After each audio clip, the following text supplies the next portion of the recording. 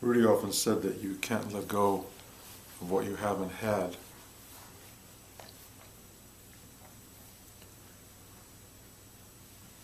And he, in a sense, was implying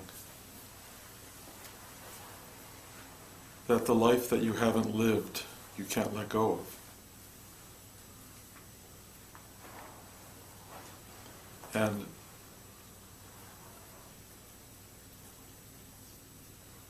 most people find very early on in their life what they're afraid of, and begin to shape a life based on two things. One of them is what I don't like, what I don't want, what I'm afraid of, and what I do like, what attracts me, what gives me pleasure. And the life that is created is usually a life that is built on what we would call our strengths, and a life that avoids our weaknesses. Which makes perfect sense. Why would you not do that? Why would you not live a life that caters to what you enjoy and what you want to be?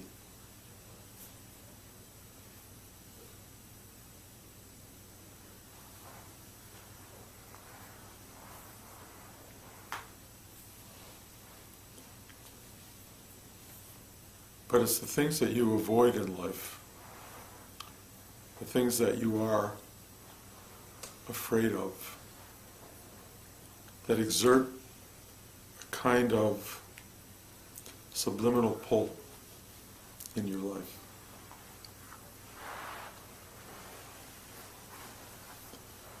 And most of us avoid that pull, and we live these lives that are projected into what we think of as a positive realm. And then there's the part of our life that is kind of the negative realm. And we don't connect to the weakness. We don't look to the weakness. And what happens is we become strangely imbalanced as people.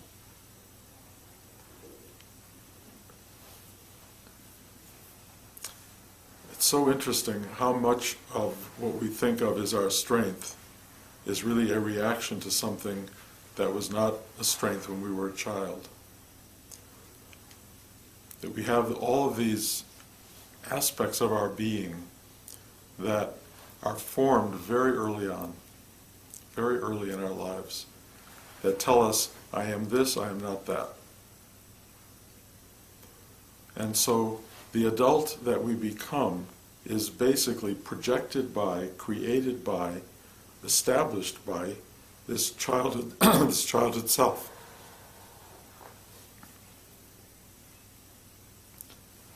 And excuse me. And the life we find ourselves in is, in some ways, functional, and in some ways dysfunctional. I was at a dinner party last night with a table full of adults. And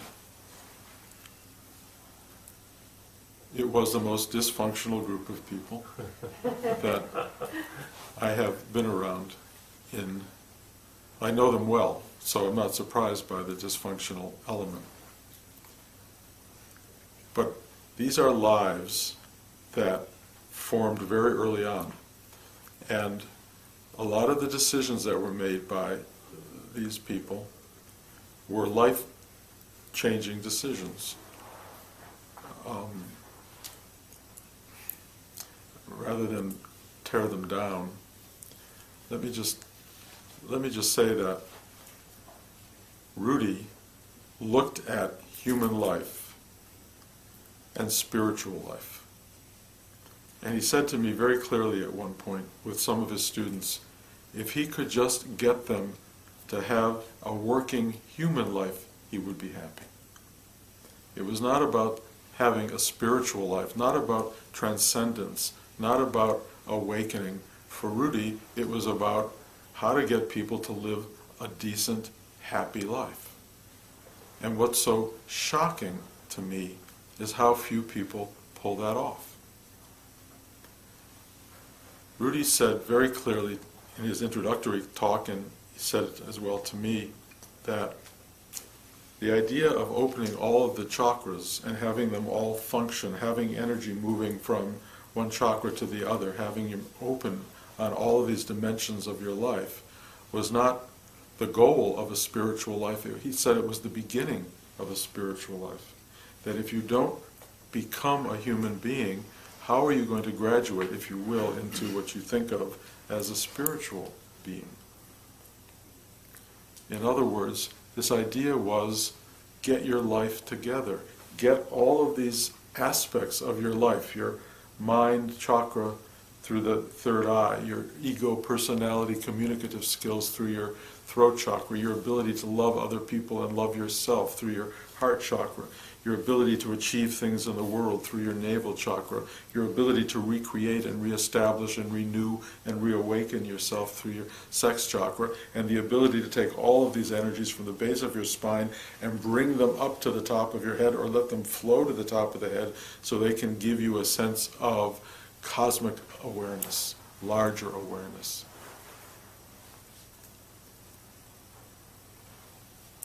If you were one of the people at the dinner party last night, and suddenly the universe decided to play a trick on you and ignite the Kundalini energy inside you, and you were sitting at the dinner table and it went and awoke you to the true nature of the world around you. Nothing in any of these people would have been prepared for that. Nothing. In the best of worlds, they would have this experience of such unalloyed bliss and awakening and shock of the new, if you will, this awareness that there was a universe beyond their very limited, very tightly woven, very incrementally lived lives. They would suddenly be aware of the infinite universe and their presence, not only in that universe, but in a way as that universe. And then, whoosh, here they are, back again, sitting at that dinner table, looking at this constricted, limited, I'm going to judge it, sad life.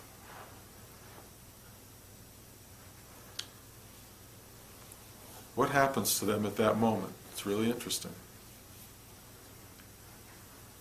They look at everything around them with completely new eyes, and they are in a state of such unbelievable confusion that they can barely stumble out of the room. They get home and they just want to sit for days or weeks and go, what the hell was that? And what does that mean about this life that I'm living? Everything about my life is wrong, incomplete, unsatisfying, untrue. How do you suddenly bring all that into a place of peace and tranquility? That's a spiritual life. That's the journey. The journey is to have that huge awakening and then look at this. And it looks very different. The problem is you have to go to work, you got to go buy groceries, you got to fix the flat tire, all of that in the midst of this sense of nothing I thought I knew was true. Nothing is what it appears to be. Nothing.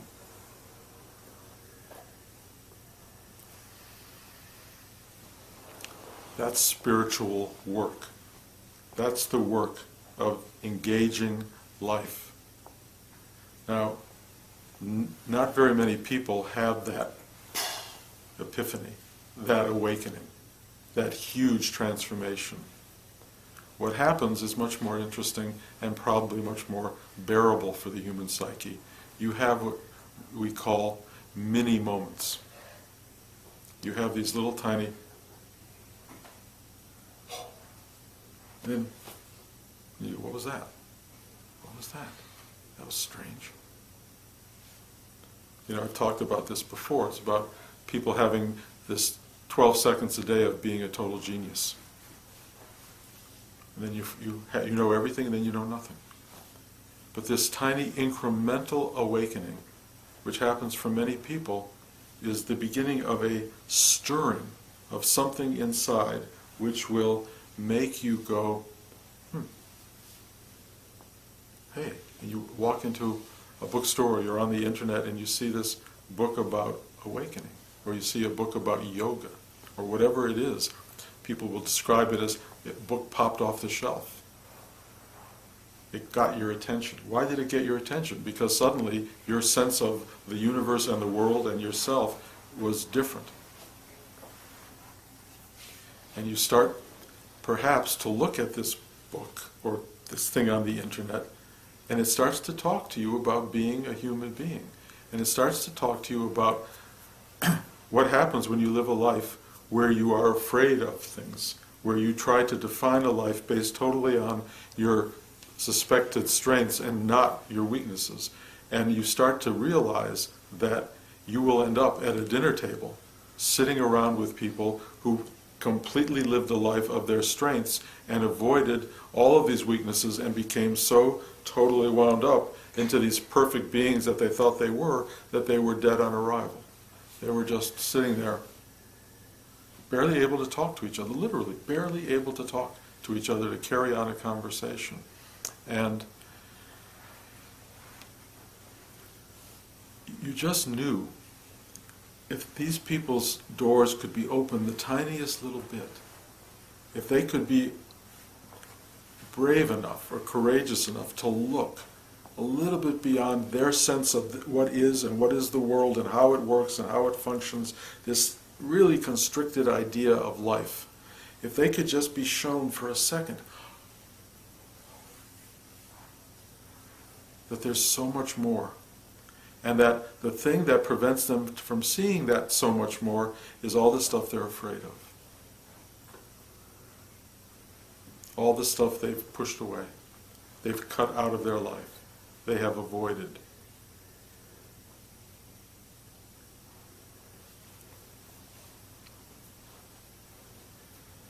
The incredible thing about living a full life means a lot of things. One, the stuff you're afraid of and you've avoided, you don't ignore it and you don't hide from it. You stare it in the face and you go, I don't need you in my life. I'm making a conscious choice not to live this particular life.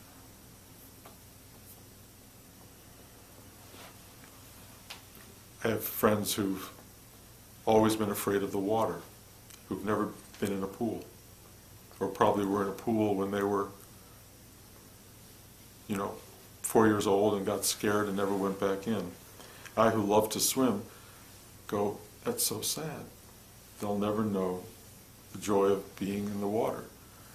My feeling is, I would love them to get in the water and give it another shot.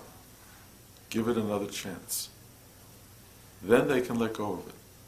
If they can actually test the water, try this thing out, overcome their fear, this whole new section of their life will open up, this sense of flow and movement and floating and free sort of existence in a liquid space.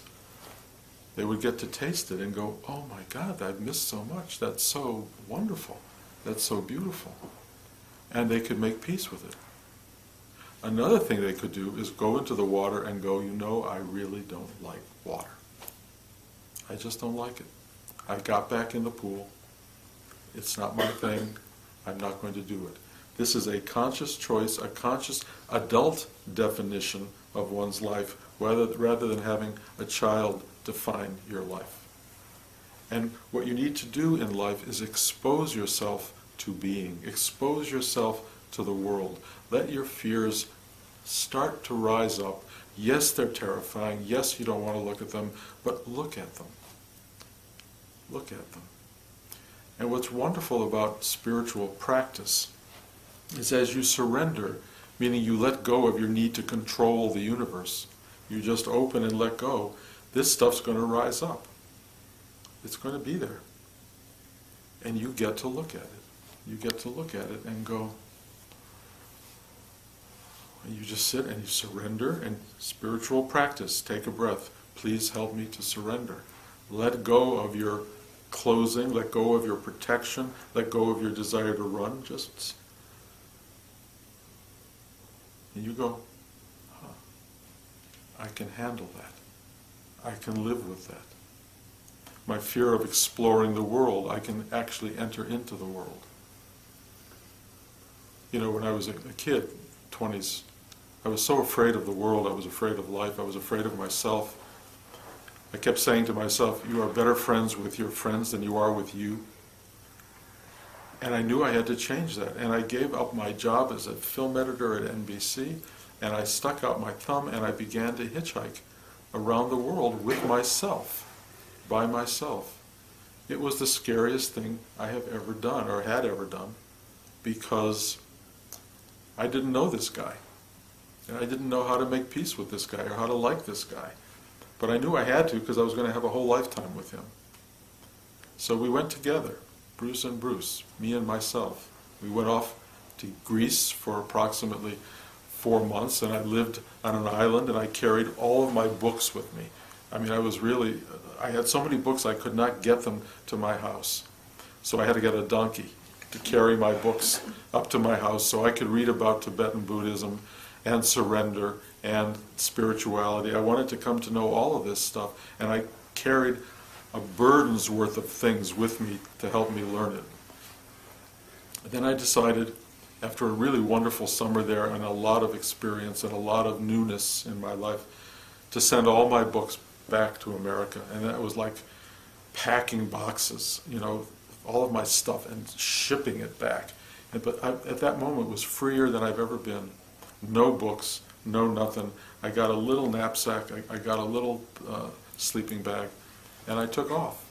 And I spent another year or so just hitchhiking through God knows where, you know, Afghanistan and Iran and Pakistan and India. I mean, really a remarkable, remarkable journey. But I didn't find everything I was looking for. I thought I would find enlightenment, I thought I'd find a teacher, I thought I would find all of the things I had been searching for, and I came away from that trip feeling I still don't know myself. I liked me, I liked who I knew, I liked being with this guy, but I didn't really feel I knew him very well. And I kept looking for someone who could teach me the spiritual truth, the deeper dimension of this, and I did, but when I got back to America, and 4 blocks from where I used to live before I began this round-the-world journey, I ran into, or actually walked into, the shop run by this guy named Rudy, who, you've all heard the story, but basically he asked where I'd been. I said I was in India, and he said, what were you doing there? I said, I'd gone to find a teacher. He said, did you find one? I said, no. He said, I can teach you everything you want to know. And it was true. He began this process that would never have happened, ever, if I hadn't had the courage and the willingness to go into this really fearsome journey for me. For other people, maybe, what was he afraid of? But for me, it was clearly fearsome, and make this round-the-world journey with me. And that gave me the price of admission to meeting a spiritual teacher who could truly teach me who I was and what I was looking for. And Rudy's journey for me was very simple. Get your life together. Here you are, you made that journey, you know who you are, and your life is amorphous. I had no career, I had no structure, I had nothing. I just had this freewheeling idea of being friends with me. And he basically said, you need structure, you need a solid life. And out of that I started to get career movement, and I started to work. I met Blanche. I created a life with children and with joyful people. A whole life came together.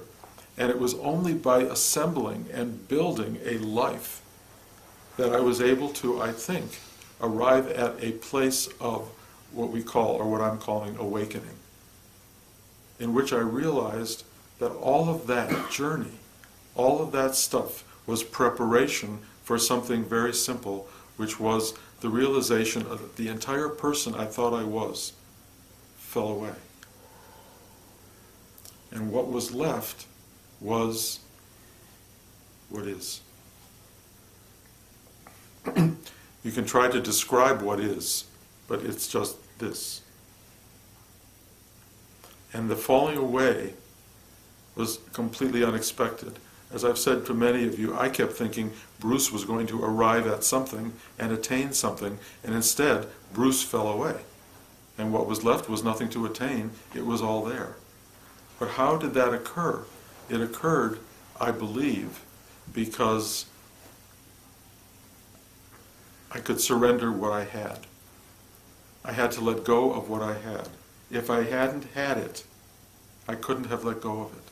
If I was still afraid of my life, if I was still at that dinner table last night, and there were all these people, and I was sitting there with them, in the same state of constriction, I can't imagine any kind of freedom would ever have arrived. And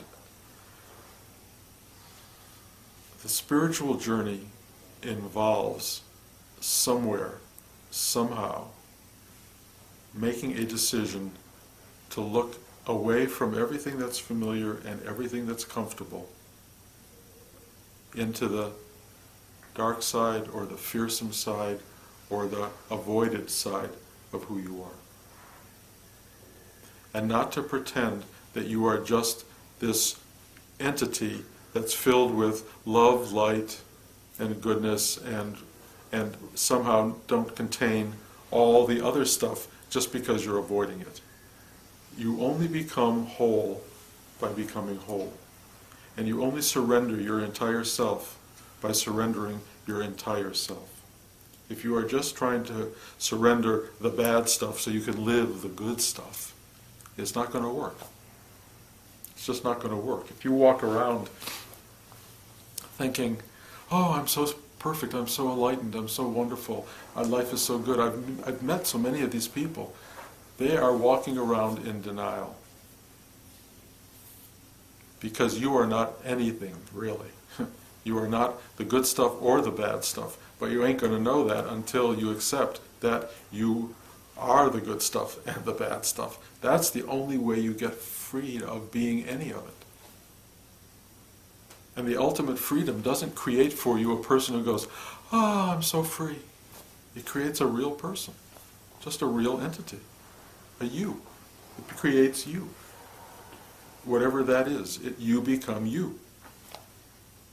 I remember watching Rudy at the end of his life, really literally in the last weeks of his life. We would walk often from his house to the store on 13th Street, and we would walk together, and I kept looking at him, and I went, this guy, I knew him for 7 years, and he kept changing more than anybody I've ever met in my life. He just kept growing. And on this one of the last walks with him, I just looked at him and said, he's completely Rudy. He is completely Rudy. He's just himself. He is completely himself. And I was knocked out by that. I didn't even know what it meant to be completely yourself. I just knew I was in the presence of somebody who was. And I can tell you, being completely yourself doesn't mean that you have fixed everything. It just means that you're aware of that stuff, that you are whole with imperfect stuff. You're whole. Nobody's perfect. Nobody. Nor are you supposed to be perfect. You just have to not worry about not being perfect. You just have to be available to your imperfection and your perfection. And when you do that, there's this extraordinary sort of separation, if you will. This sense of, I am that which contains perfection and imperfection. I am that which is all there is. And you start to sense in a very profound way that that entire construct has zero substance. But the only way you can get to zero substance is to embrace total substance, and then you can be free. You have to say yes to the totality in order to let the totality dissolve, if you will.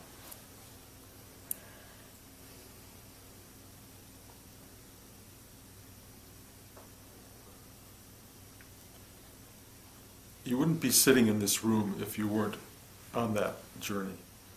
And if something I'm saying makes you uncomfortable, that's great, because pay attention to that.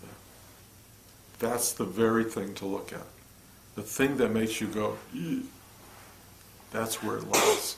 Go into that thing. You don't have to muck up in it a lot. You just look at it. Just explore it. Just go, okay.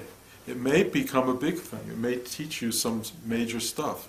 But don't run away from you. Don't run away from your stuff. Run toward it. Really, running toward your stuff is what liberates. Running away from your stuff, or saying, I don't need that, or I'm better than that, or I have this wonderful life and that stuff's gone, I don't need it. Well, great. Unless if I mention it and you go, then it's not gone. It's actually still there somewhere. And there's a lot of stuff in us that we really don't want to look at, and a lot of it's existential.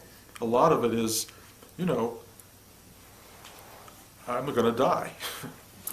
This body's going to die. It's going to get old and it's going to go through a lot of uncomfortable phases. I will tell you that personally. And you're going to have to look at that stuff and you're going to go, oh my God, I have what Eckhart Tolle brilliantly labeled a pain body. There's a pain body here. But it's not your pain body, it's the pain body. Nothing is yours, really. That's one of the great lessons. Nothing is yours. Thoughts arise in our mind and we go, oh God, how can I think about that? That's terrible, I hate that. It's not your thought. It's just a thought that came up. Emotions come up and you immediately engage them as your emotions. Beautiful ones which you want to just hold on to forever, terrible ones which you want to not feel and deny. Just pure pain itself comes up. And you want to run from the pain, and I'm telling you, don't do that. Don't run from the emotion, don't run from or toward it either. Just accept it. Just allow it to be. Sometimes allowing it to be, you have to enter it. In other words, if you think just accepting or acknowledging it will help you kind of get rid of it, then it's not going to work. As soon as you have an agenda with anything, it's not going to work. All you have to do is see the pain and say, yes, but that means not go away pain. It means, yes, there you are, pain.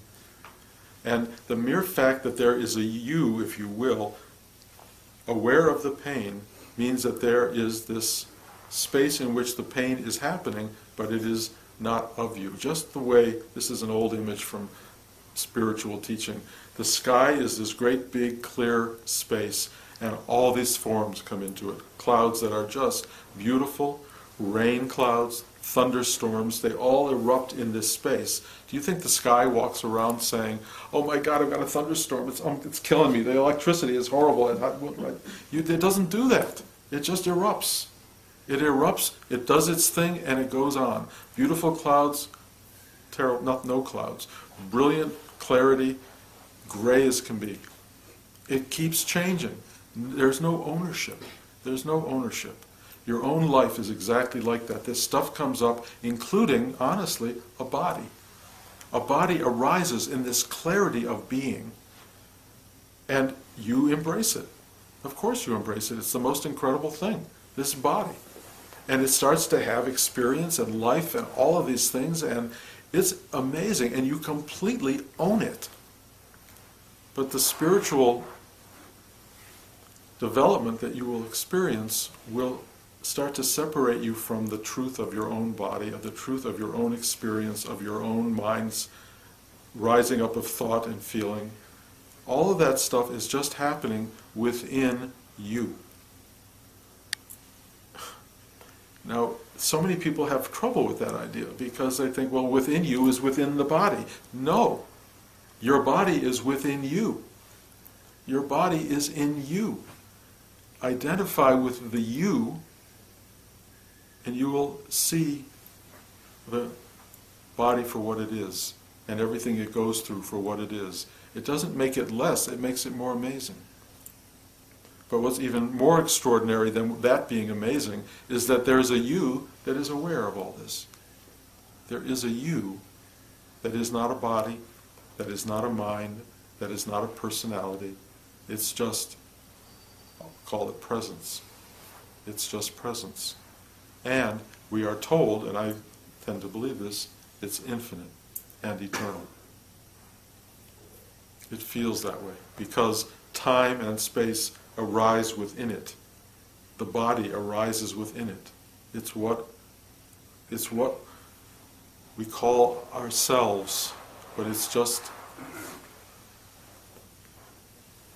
a flowering of something that has no ultimate substance, but is the most beautiful ride imaginable, even when it's hard, even when it's painful. It's an extraordinary thing. And when it all dissolves, when the people at that dinner table watch it dissolve, once they get past the horror and the terror of everything disintegrating that they were believing in, once they finally see it all go away, they'll be just like everyone else. They'll go, wow, what was that? And they just feel their true nature, their true vast nature. And everyone at that dinner table is as holy and as spiritually gifted as anybody else.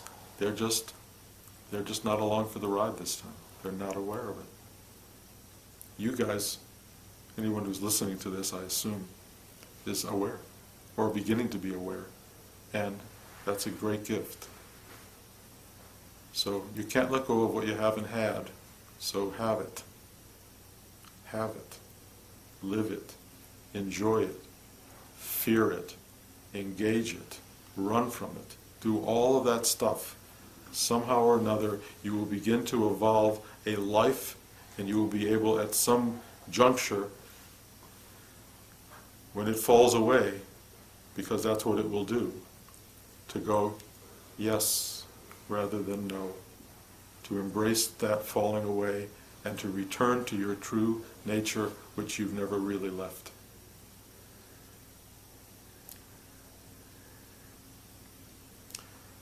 I know the mind can't grab onto all of this. It doesn't matter.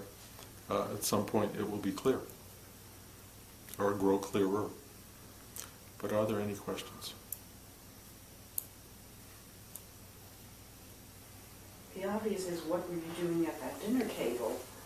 But they were our friends, and we had been invited to this thing. It was actually a very big event, and we were invited there, and it was just so telling, because I've never seen so many people in pain. Fascinating to me, just really fascinating. And luckily I had a wife who, when I said let's go, said okay, and we got up and we were able to go.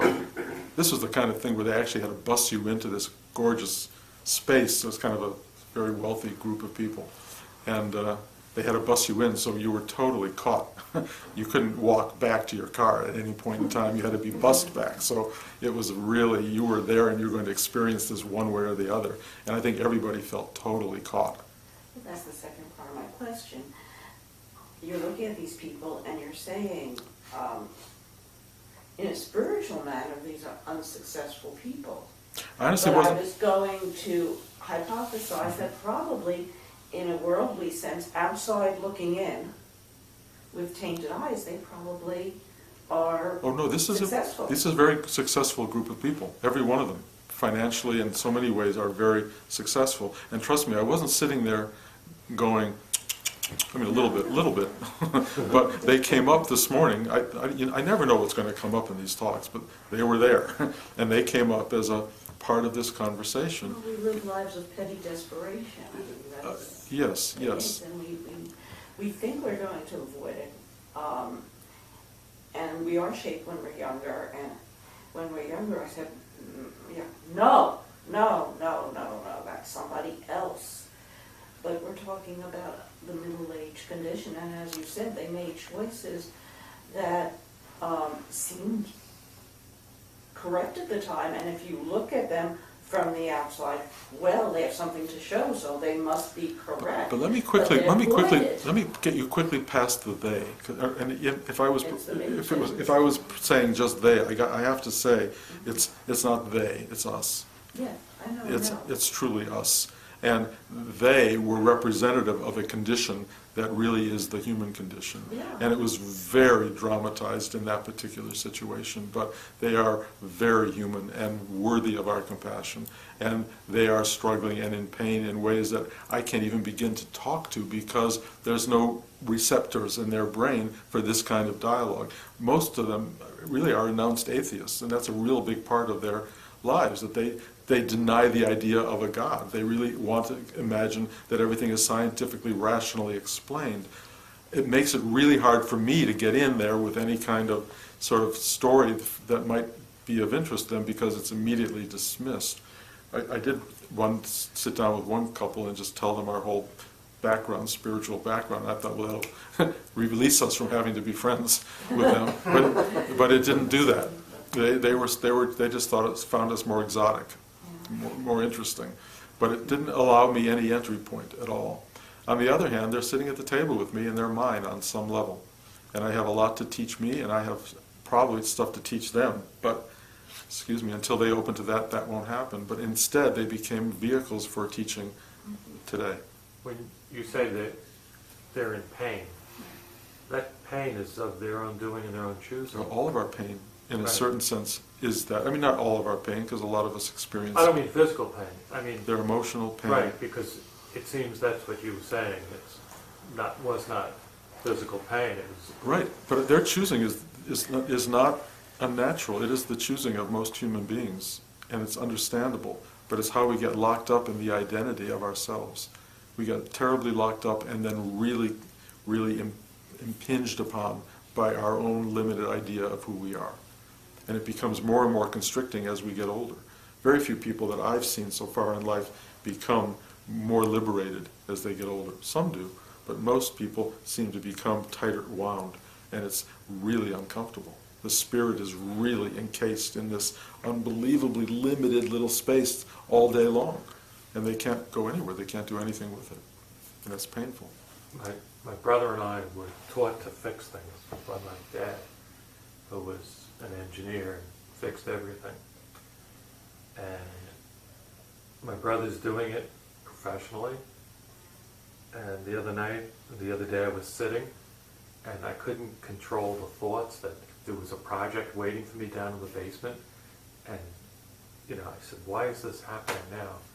And then I just found myself later, maybe the next day, going out and trying to exorcise the demons, but it's all something that really goes back. No, I'm telling you, it's patterning. It's patterning in you that has been there since you were a child, and it's operating now in you as an adult. And you as an adult have to look at your patterns, and you just have to understand: can I live with these? Are they defining? Are they a true definition of this being that I am today? And if not, can I do something about it? And I would say, spiritually, what you can do is take a deep breath, ask for help to surrender. When these things come up, you get to see them, and then you have what Rudy would call choice. I can engage it and go down in the basement and do this crazy thing that doesn't have to be done, or engage it and say there's something real that has to be done down there.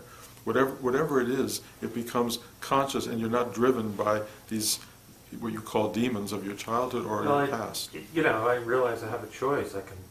I can fix it, or I can go to Home Depot and buy a new one. But it is a pattern. As you were saying. Well, we're all driven by patterns, and the freeing ourselves of those patterns really is part of the process of spiritual awakening. I have a question about your perception of their pain. So the question is, were they acting like they were in pain? Were they denying their pain? Were you feeling their pain that they were not expressing? Were you feeling your own pain because you're saying we? So that's my question. All of the above. Yeah, all of the above, yes. Thank you, Blanche. So they were in pain partly because they were not feeling their pain or expressing. Oh, well, all of the above. One man sat there like this the entire night. Literally. So you felt what? Uncomfortable, or you felt? No, I just watched it. I just thought, wow. Again, I don't want to talk because these are people who I know, and I don't think they'll be listening to the talk. You were just intuiting it. It's not intuiting. It was not. You didn't have to be very bright to see people who just couldn't talk about it. The answer was all of the above. Yeah. They were broadcasting it, you could see it. They were, yes. They were. It's interesting that when people try to hide something, they don't realize sometimes that they're expressing it even more. There was a group that was trying to hide it, there was a group that was not trying to hide it. But not a lot of people wanted to be in that situation, or to be in their own bodies in that situation. I think, people are conditioned to say, well, they're successful, so therefore, they're supposed to be happy. And they don't want to deny that, but they don't know how to get out of it. Exactly, George, exactly. That's the whole thing. They're caught in their own story. There's too much invested. That's right. And so there's a lot of, a lot of the human condition is expressed. What about the Eastern Hindu thing of, different stages of life? You're a student, you have a family, then you're supposed to surrender it and find Well, that doesn't work in the West. That doesn't seem to work in the East. No, not anymore. It's not easy to do that. But you don't have to really leave your wife and kids and move into a world of being a sannyasi. You don't have to do that. Even though it's prescribed, what's really being said is, now's the time for reflection. Now's the time for looking at your life, letting go of all of the stuff. You built the life, you created your children, you found a way to feed them, you did all these things. Now is the time. We're the ripened apple about to fall off the tree. Yes. You become a ripe apple. Look at what that is, and how naturally this all works. I'll say one last thing, and I think we'll stop because this is long. One of the things I've discovered is, for a lot of people, the journey to what I call awakening happens just by living life. Just by living and watching the ripening take place. Just by going through all the drama and all the pain and having life teach you. Because Rudy said life is the teacher. And that's really true. And if you're open to the lessons at all, and I meet a lot of people who are, they've never sat once and meditated, they've never had a spiritual life, but they're getting the same message that I've been getting. So you can just live your life and learn all this if you're open to it, or you can live your life and fail to learn anything, which is often the case. But if you're open to this, it'll come. It's a natural process. And that last phase of life of reflection and openness and exploration and letting things fall away or even giving them away, is a very real way of liberating yourself from the attachments to the world, which are all going to disappear at some point. Okay. No class next week or the week after. In 3 weeks there will be a class. Thank you guys for coming. Thank you. Thank you.